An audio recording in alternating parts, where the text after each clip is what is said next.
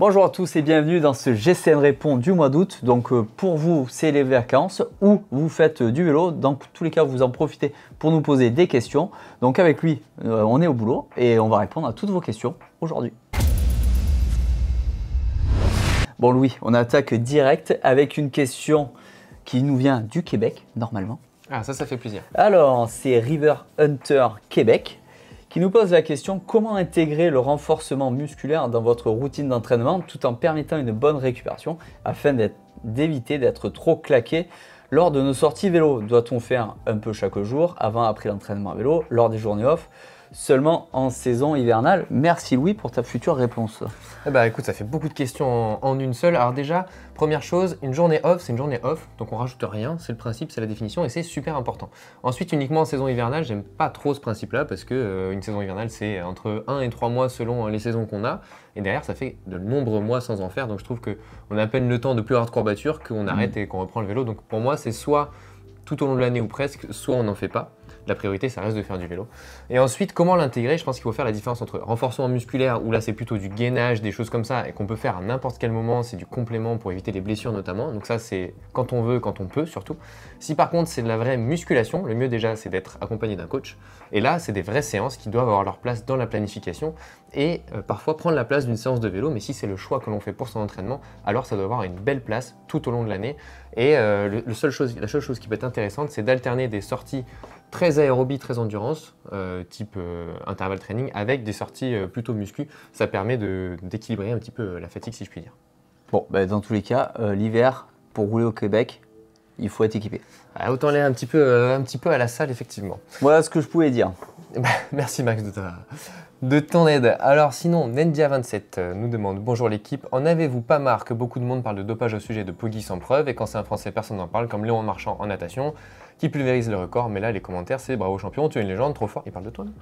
Léon, ah non, c'est Léon. Bref, les gens s'acharnent toujours sur le monde du vélo. Moi, ça m'agace de voir cette hypocrisie. Qu'est-ce que tu en penses, Max? J'en pense qu'on peut rajouter Pauline Ferrand-Prévot aussi, qui vient de remporter le Tour de France féminin avec brio. J'en pense que, oui, évidemment, moi j'en ai marre, parce que si quelqu'un avait des preuves ou qu'il y avait des contrôles positifs, que ce soit pour Léon ou pour Poggi, bah, ça se saurait, je pense, même si on peut estimer qu'il y a une espèce de secret des complotistes autour de ça. Mais non, je pense qu'à l'heure actuelle, la triche n'est pas exclue pour qui que ce soit dans n'importe quel sport. Le cyclisme fait partie des sports où on a le plus de contrôle, où le dopage est le plus suspecté. Oui, ça c'est clair. Mais après, c'est compliqué de faire la parallèle avec d'autres sports. C'est pas parce qu'un sport n'a pas l'image du tricheur de la drogue qu'il n'y en a pas. Pour moi, c'est tous les sports un peu au même niveau. À partir du moment où il y a des enjeux, il y a potentiellement de la triche, quoi. Oui. Question compliquée, hein, dans tous les cas. Question très compliquée. Voilà. Si quelqu'un a des preuves, n'hésitez pas à aller les dénoncer sur le site de la FLD. Il y a un onglet où on peut le faire. Donc, si quelqu'un se sent l'envie, n'hésitez surtout pas. Allez, on continue dans les questions. Et là, une question qui nous concerne beaucoup plus, Louis. C'est Julien Asselin. J'ai vraiment bien aimé votre collaboration des GCN Europe sur les vidéos de la montée de Nice à la Bonnette. Juste trouvé curieux comment chaque pays a une mise en scène différente. Pourriez-vous refaire d'autres collabs entre pays? Eh bien oui, parce que nous aussi on aime beaucoup le faire et on l'a fait également aussi pour des vidéos tuto où là on est chacun seul sur son vélo et seul dans la vidéo, mais où on mutualise les moyens et ça donne des résultats assez sympas. C'est des vidéos qui ont plutôt bien marché, qui vous ont plu, donc effectivement on va le refaire. Alors toi tu pars à Pamir, rien que ça, au Tadjikistan? Oui, c'est ça, c'est un projet exceptionnel qui devrait sortir au mois de septembre avec l'équipe anglaise justement. Toi il me semble que tu as fait une course de gravel en septembre. Oui, alors en septembre, en fait, on sera tous à la Sea Hauteur, où là, on va se retrouver tous ensemble. Avant ça, je vais aller filmer les Anglais, je vais profiter de leur équipement. Mais voilà, effectivement, les collaborations se développent parce que nous, on aime le faire, ça nous permet de faire de meilleurs contenus et vous appréciez également. Donc, c'est en cours et si vous voulez en voir d'autres, il faut tout simplement s'abonner. Voilà. Allez, joli. Allez, on enchaîne, Max. Coco BS D6U. Quels sont les conseils de grimpeur pour monter son tout premier col, le Galibier en l'occurrence, en étant débutant? Alors déjà, le Galibier pour commencer, c'est pas de la tarte. C'est quand même un très beau col, sachant que ça culmine, c'est quoi, c'est 2500 mètres d'altitude le Galibier, Ouais, on doit être à ça. quelque Et chose puis, près. Ouais. selon le côté, il faut soit attaquer par le Lotaré, soit par le Télégraphe, qui est bien plus dur qu'il n'y paraît. Donc, non, c'est pas une mieux. mince affaire. Donc déjà choisir son parcours, partir par le bon côté, le côté qui nous correspond en termes de logistique et d'entraînement. Choisir évidemment le bon braquet avant de se lancer dans l'ascension. C'est préférable à l'heure actuelle d'avoir une cassette en 34 minimum. D'avoir essayé de s'entraîner en fonction pour ça, faire un peu de danseuse, regarder des tutos sur comment aborder son premier col et puis prendre son temps, partir doucement, ne pas chercher à aller vite et c'est la seule solution pour arriver au sommet entier, quoi. Oserais-je dire qu'il y a de nombreux tutos sur GCN en français pour vous aider à affronter la montagne. Bon, allez Louis, on enchaîne sur les questions et là c'est super à drame. Oh là, j'avais déjà posé ma question, mais je me souviens plus d'où. Dans le doute, j'ai la réponse.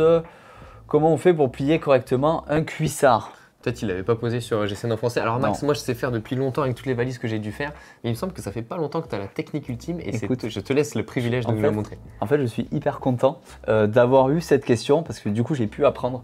Donc, j'ai pris mon cuissard, ici. Je vais te montrer, Louis. Je ne sais pas si tu utilises la même technique. Je pense que oui, en tout cas ça part pareil. Donc, on met le cuissard à plat. On remet, on fait faire un tour aux bretelles.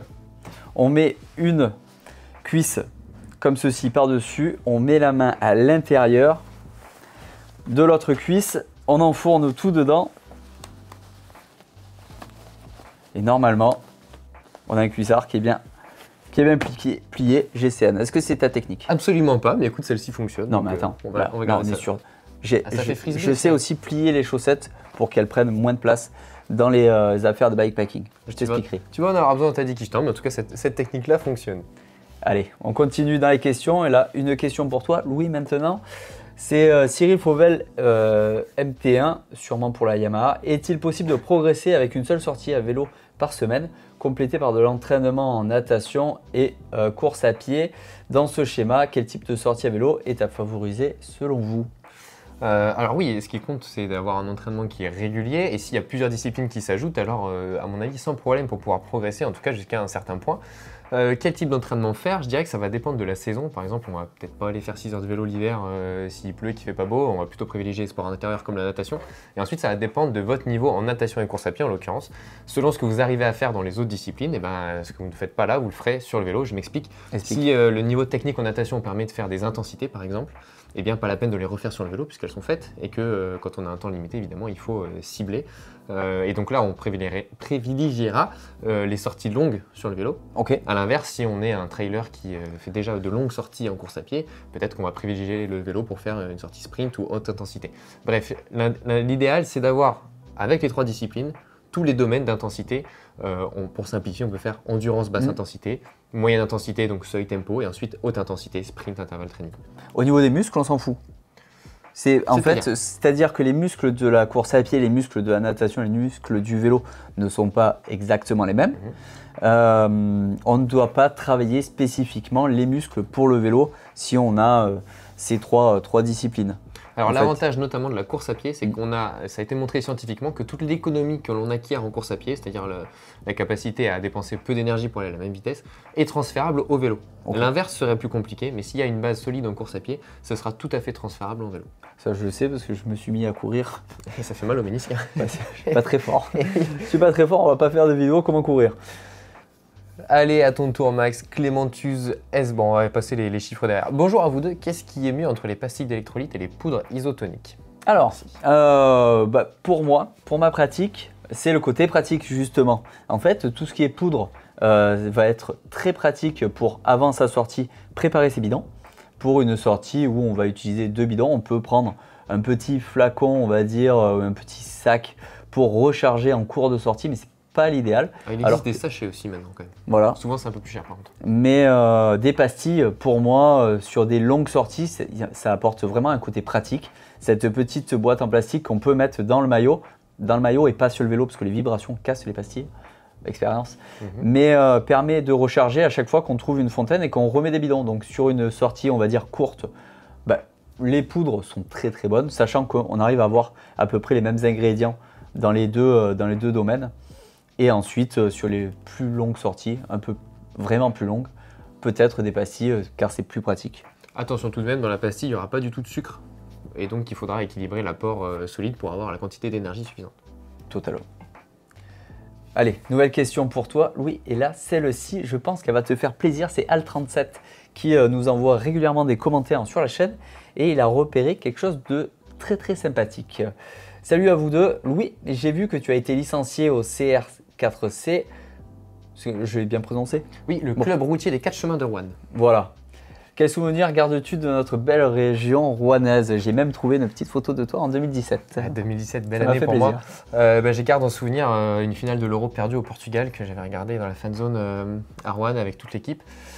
Ça fait encore un peu mal, mais par contre la région en elle-même, écoute, on mange bien, il y a des routes absolument incroyables pour rouler, les gens sont cool, c'est des villes à taille humaine, c'était 2 très très belles saisons que j'ai passées dans le club rouennais et j'ai toujours beaucoup de plaisir à recroiser mes coéquipiers de l'époque, Simon Guglielmi ou Geoffrey Bouchard par exemple pour les plus connus d'entre eux, mais voilà, une région que je peux encore fréquenter parce que mes grands-parents n'habitent pas très loin, ils sont dans la montagne bourbonnaise, donc j'ai le plaisir et la nostalgie d'y retourner régulièrement.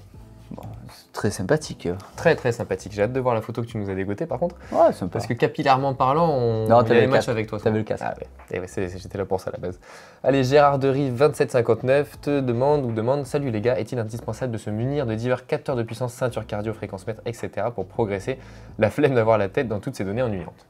Alors, après avoir réfléchi à cette question, je me suis dit qu'il était préférable d'avoir un programme d'entraînement clair sur une période définie plutôt que d'avoir tout un tas de capteurs qui nous servent à rien. L'important, c'est de savoir comment on va essayer de s'entraîner pour progresser plutôt que d'analyser un entraînement qui n'est pas organisé, clairement.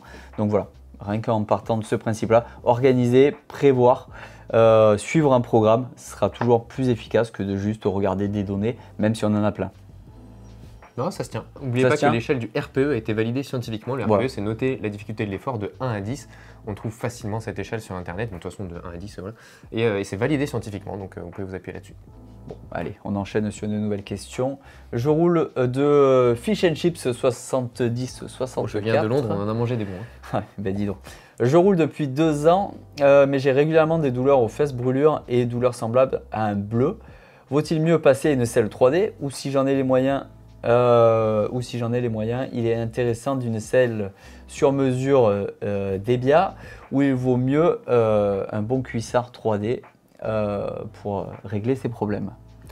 Alors, si vous en avez les moyens, la selle Debia, alors le principe de la selle Debia, c'est on va chez un technicien agréé, on fait un moulage ni plus ni moins de son fessier, et ensuite on a une selle vraiment sur mesure. Alors c'est hyper efficace à condition de ne pas trop changer de position. C'est-à-dire que si on a, voilà, par exemple, sur route en course, sur des très longues sorties, on peut mettre un peu les mains en bas, un peu les mains en haut. À ce compte-là, ça peut être un petit peu plus délicat et ça peut demander un petit peu plus de modifications, de choses comme ça. Mais sinon, effectivement, les résultats sont quand même assez probants et la technologie très intéressante.